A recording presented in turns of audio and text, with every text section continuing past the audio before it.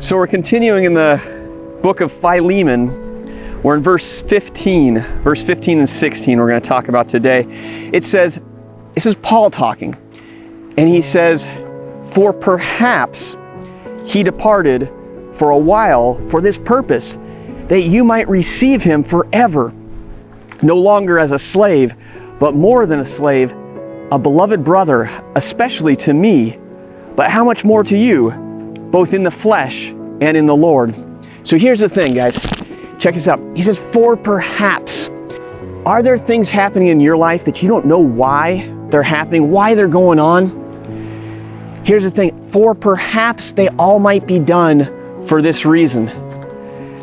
We don't know the reasons God has. Check this out. If you can see it here, we're actually standing on a slab of concrete, and behind us is a chimney. Seems to be a house here.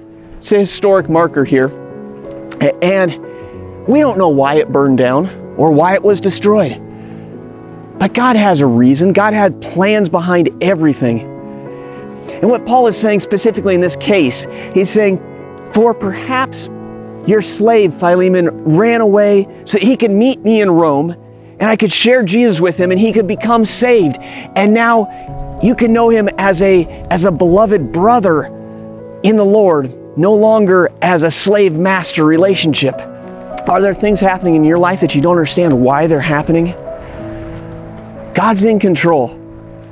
Perhaps he's meaning it for a good thing. We don't know what it is, for perhaps.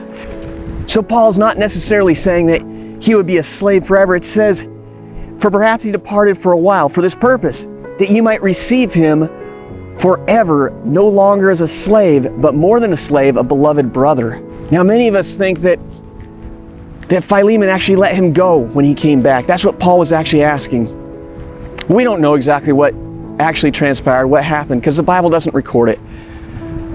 But perhaps God was meaning it for a good thing.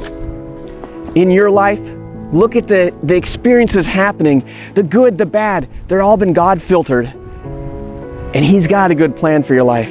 Hang on to him, hold on to him for what he has for you. Thank you very much, and God bless.